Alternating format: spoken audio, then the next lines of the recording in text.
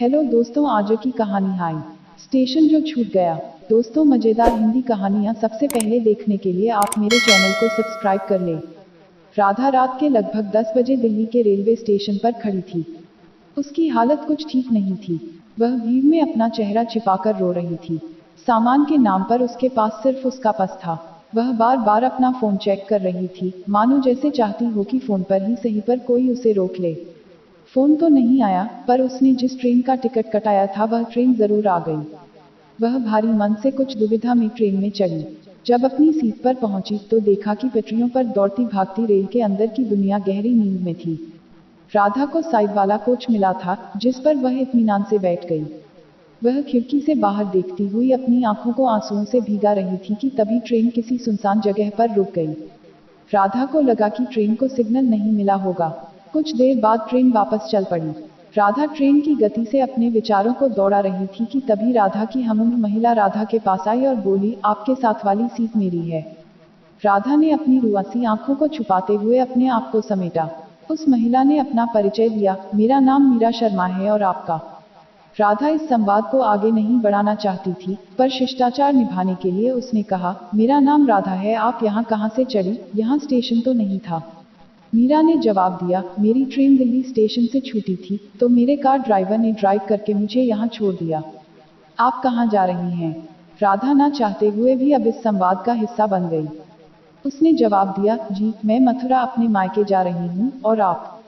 मीरा बोली, अरे अब तो यह ट्रेन मेरा घर है, मेरा आना जाना लगा रहता है। हाँ, पर जाना तो वैसे मुझे भी मथुरा ही था। अब दोनों काफी बातें करने लगी। औपचारिकता की सिलवट भी अब कुछ निकल सी गई थी। मीरा ने पूछा, बुरा मत मानना, पर तुम कुछ परेशान सी लग रही हो। चाहो तो हम बात कर सकते हैं। वैसे भी मथुरा आने में अभी समय है। राधा कुछ असहज हुई, पर वह मीरा से बात करना चाहती थी। अब क्या बताऊं, मैंने और सागर ने 2 साल पहले लव मैरिज की थी। 1 साल तक सब ठीक था, पर पिछले कुछ दिनों से सागर के लिए मेरे अलावा सब कुछ महत्वपूर्ण हो गया है। आए दिन झगड़े होते हैं, कभी नौकरी की वजह से, कभी मेरे माता पिता, तो कभी उसके पेरेंट्स की वजह से। शायद वह अब मुझसे प्यार नहीं करता, ना मुझे समय देता है और ना ही तवज्जो। इसलिए जा रही हूँ उसे हमेशा के लिए छोड़कर।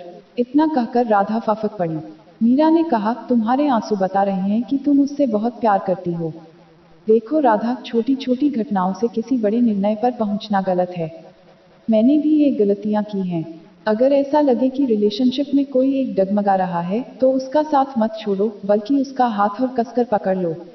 लंबी सांस भरते हुए मीरा ने आगे कहा, जिंदगी कभी दूसरा मौका नहीं देती, बिल्कुल किसी ट्रेन की तरह। अगर एक बार स्टेशन छूट गया, सो छूट गया।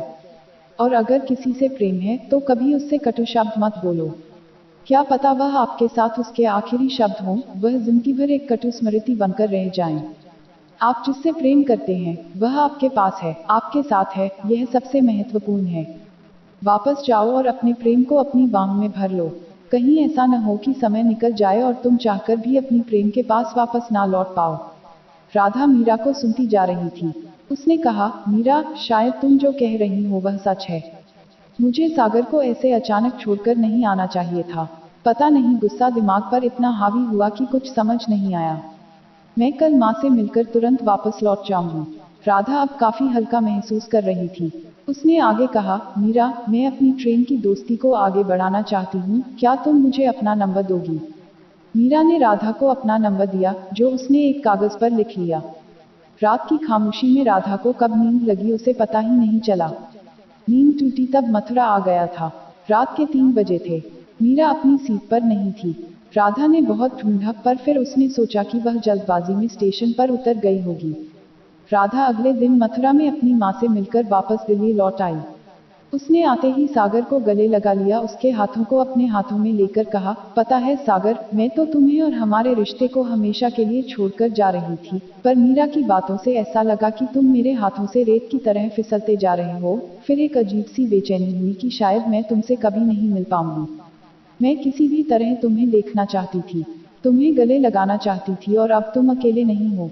जीवन के हर अंधेरे में मैं तुम्हारा साथ दूंगी। सागर ने राधा का माथा चूमा और कहा, मुझे तुम्हारी जरूरत है राधा। भला हो उस मीरा का जिसने तुम्हें मेरे पास वापस भेजा। पर वह कौन थी? अगर वह दिल्ली में रहती है, तो चलो उसके घर जाकर उसे धन्यवाद दे आएं। राधा ने कहा, हाँ, घर तो नहीं पता, पर उसने मुझे अपना नंबर जरूर दिया था। रुको, मैं अभी कॉल करती हूँ। राधा ने मीरा को फोन मिलाया। रिंग जा रही थी और थोड़ी देर में किसी आदमी ने फोन उठाया। राधा ने कहा, क्या मीरा शर्मा को फोन देंगे प्लीज?